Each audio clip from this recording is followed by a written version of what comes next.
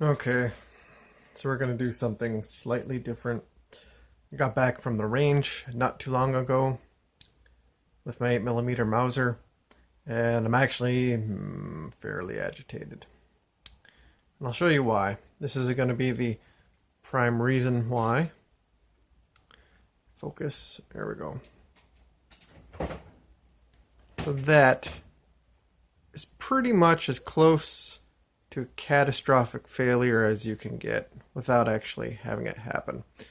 This is something that reloading for 303 British I'm kind of familiar with. It can be scary, but well, let's just leave it at that. So the fact that I'm getting it with my 8mm Mauser really drives me up the wall.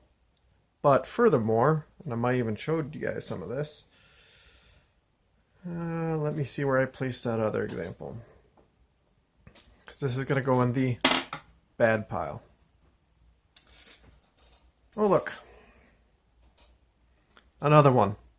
Although, it's a little bit asymmetrical. It's bad on one side, but you can see it starting to appear on the other.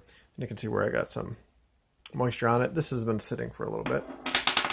So that too will go in the bad pile. Oh, sorry to strike the camera mount. But look here.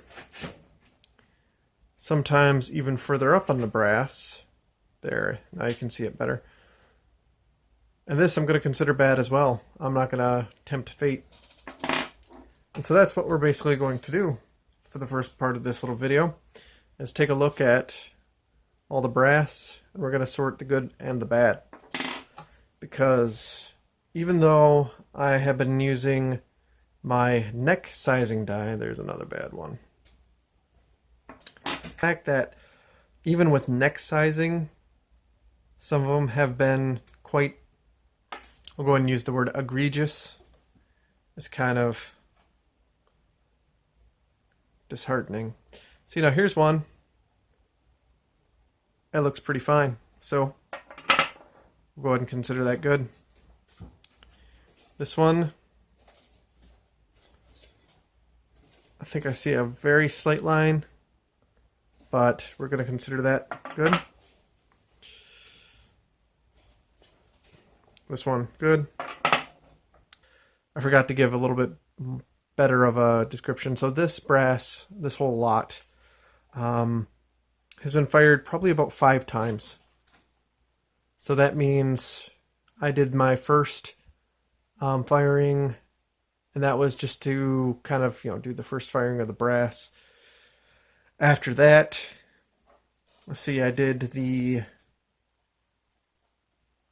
124 grain Parvy Partisan, and I did that with 3031, 4895. Good.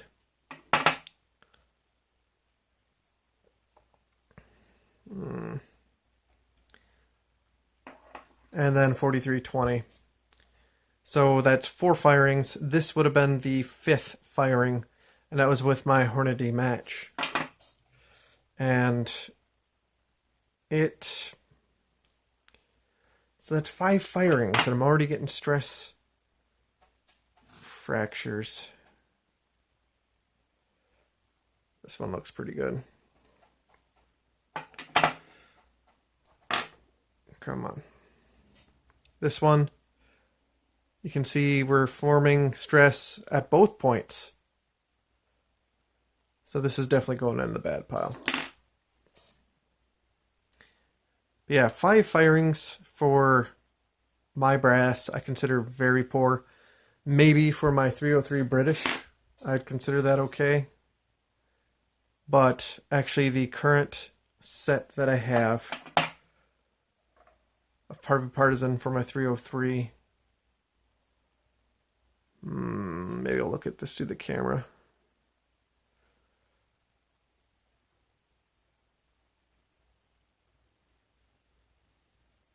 Yeah, I see some very slight lines, so I'm going to consider that good.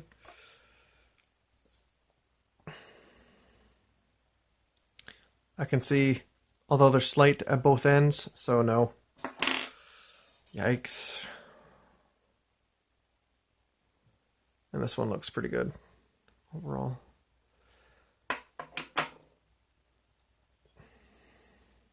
How about this one?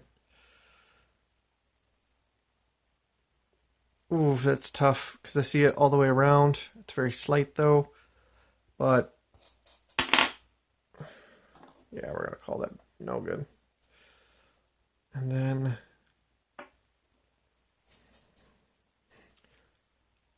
yeah, no, definitely not.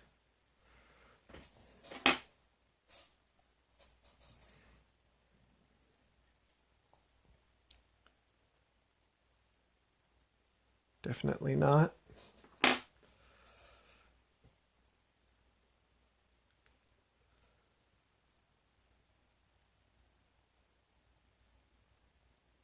This is a tough call for me because I see a ring, but it looks slight. You know what? I'm just going to err on the side of caution and say no. And this, I don't even know why I picked that one up. I think that's actually the example I used of, and this one has a stress mark too. Wow, so I'm all over the place. So let's start from scratch here. Oh wow, that one definitely has a line too. So let's do a count.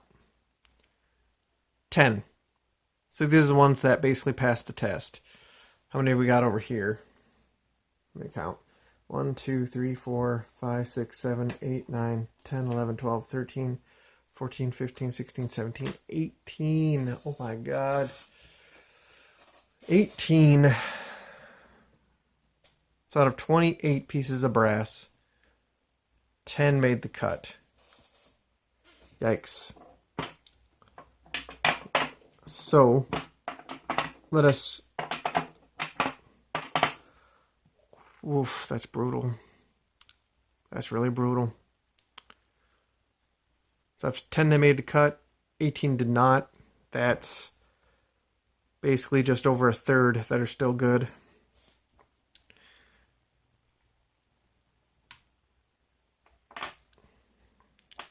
Wow. So what I also have going on is I'm warming up my scale here. Okay, tear. 0. Tear.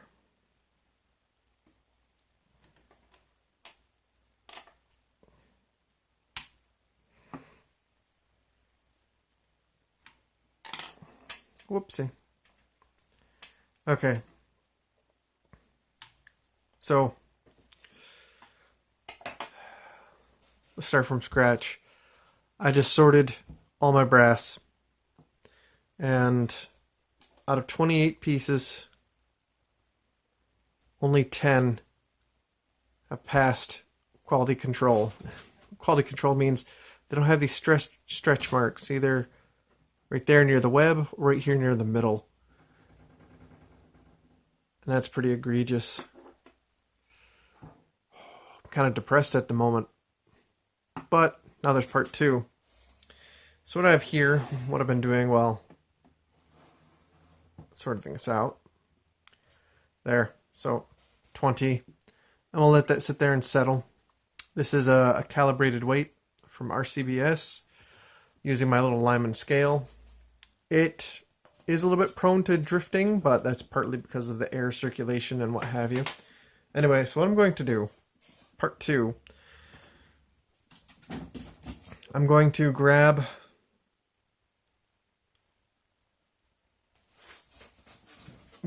fresh brass.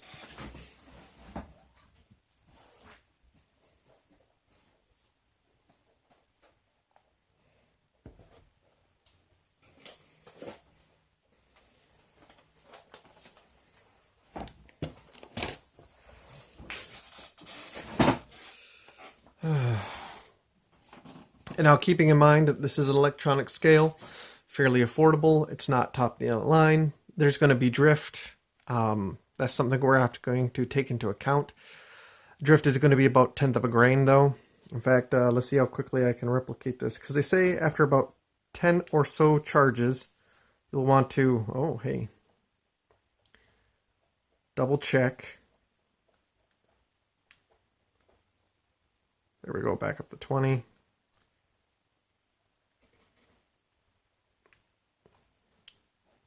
$20.1. Oh, back down. Is it going to stay at 20.1? Is this... Have we actually managed to have it drift after just a couple charges? See there. Okay. So we're going to have to take that into account. I do have my beam scale just over there, but honestly, that's going to be a little bit too much of a hassle. It'll take too long. So we're just going to have to accept that our margin of error is merely going to be 1/10 of a grain. I'm going to grab 5 random pieces out of the box. We're going to see how this goes. Okay, so first piece, we're just going to see how consistent it is in terms of weight. And actually,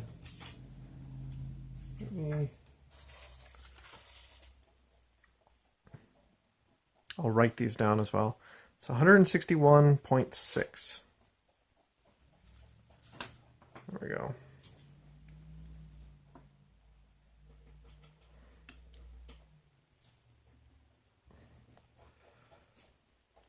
$161.4. Ain't bad.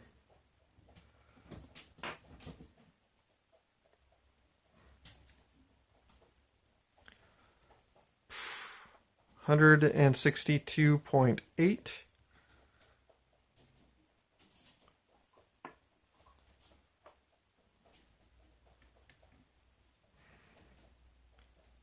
$162.3. Thought I'd stop move, but no. And then 162.7.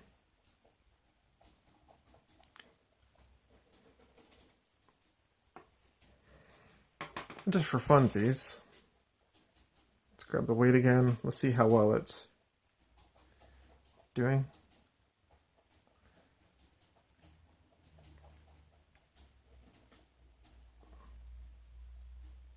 Okay, so still fairly on. Oop, that didn't help. Okay, now,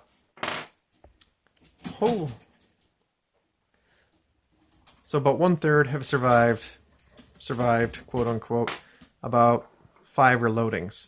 4 of those reloadings are full length resizings. The next one is a neck resizing. Now, usually with my brass with 8mm Mauser, and I've used Winchester, Remington. Oh God, I even used brass that I took from a 30-06 and I resized. Usually what has happened in the past, I either have split necks. Actually, although this is for my 7mm, I'll show you what one looks like. There you go. I saved this just for this occasion, by the way. Or with the 8mm Mauser, sometimes, because I run my loads a little hot, I'll have loose primer pockets, and that really hasn't been an issue with the Hornady. So I haven't had any issues with that. So it's been more of just these stress lines. You know, I almost want to weigh 5 more, but you know what? Let's go ahead and do that. Even though we're tempting fate, let's go ahead and do 5 more. Because with all this belly aching about Hornady brass, I did get another type of brass. Oh, what's this? Nosler, which is pretty much considered the cream of the crop unless you go with something like a Lapua or oh God, what's the other one? Starline? But I don't think Starline makes a 8mm Mauser. That'd be awesome if it did, but anyway. So I actually bought the Nosler just for the sake of testing it out, because I've actually never had Nosler brass, but also to share with you guys, because I was told that Hornady, that went down to 60.7. I'm going to keep it at 60.8. And actually, I did a brass test with my 303 British, and I found that Hornady happened to work last, I should rather say, the longest. It barely beat out, what was it? I think Remington was the first to go. Well, actually, Cellier and Bellow, S&B, that lasted maybe 2 reloadings. 61.6. So that was actually at the bottom of the barrel, although they make really good ammunition. After that, I believe was Remington, then Winchester, then Hornady, and then after that, Parvy Partisan or PPU, and 60.8. It's actually only just recently, after about 8 reloadings, that I'm starting to get PPU brass that is starting to fail on me. In fact, I'll show you. Here we go. Pretty close. Not a catastrophic failure. But for something that lasted 8 reloadings with 303 British, that's phenomenal. Now, I did neck size it, but that's something you just have to do with 303 British. And then, I think on this one, actually, split neck. It's actually one of the first times I had a split neck with 303 British, because it's such an issue with brass that, well, yeah. Anyway, let's measure these last two.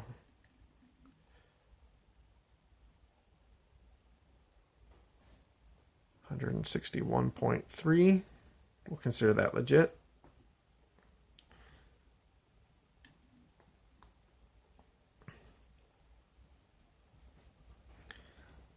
$161.5. Okay. And then, just for funsies, let's go ahead and test the scale. Oh. Bump, bump, bump.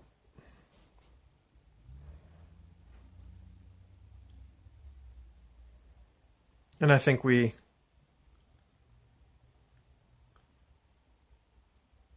Nope, never mind. See, that's the issue with electronic scales. Anyway.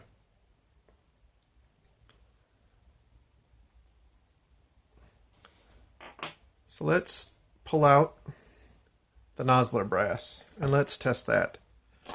And then, sorry if that's loud. Afterwards, we'll compare numbers. I do not have any proper equipment to do a volume test. I don't have any neat little plugs or what have you. I was really tempted to, because I know that YouTube loves that, or rather you people on YouTube love that. But this will have to do for now. I'm trying my best not to hit the camera.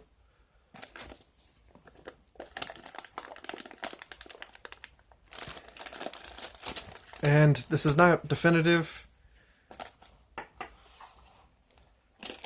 but it is something. Should have took some measurements as well. Suppose I could still technically do that. Okay, 1, 2, 3, 4, 5, 6, 7, 8, 9, 10. Okay. So, first one.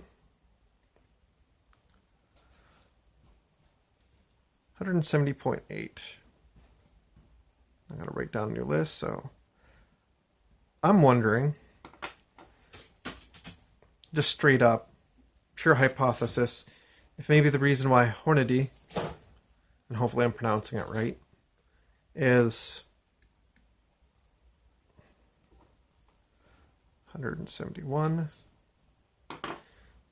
having stress fractures and stress marks so quick, if yikes, so 171.1.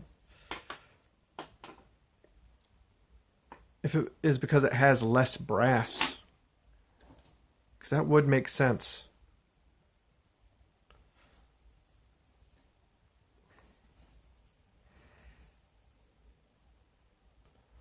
$170.5.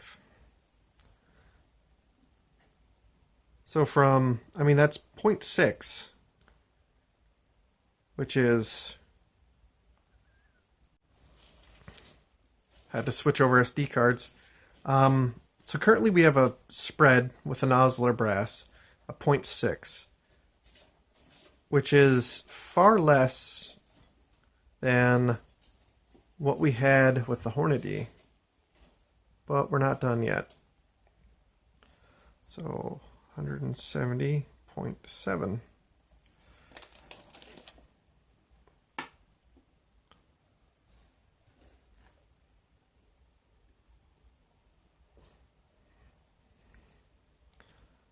$171.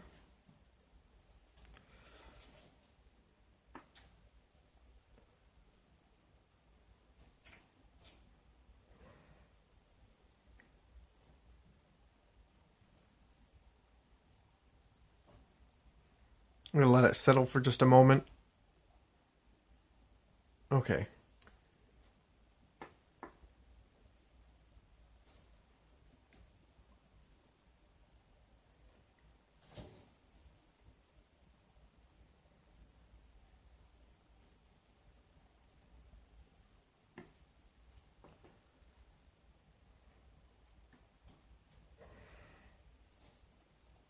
Yikes.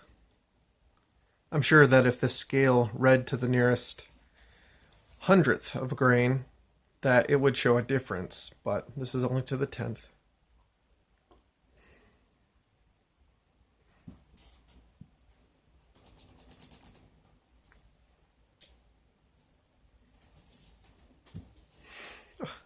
What? Okay, so let's put this in perspective. So, of the brass that I weighed for the Nosler on this scale, half of them came up as 171.1. That's insane. The lowest came up as 170.5, which means that still the maximum spread for the Nosler is 0.6 grains of this very small sample size that we just did.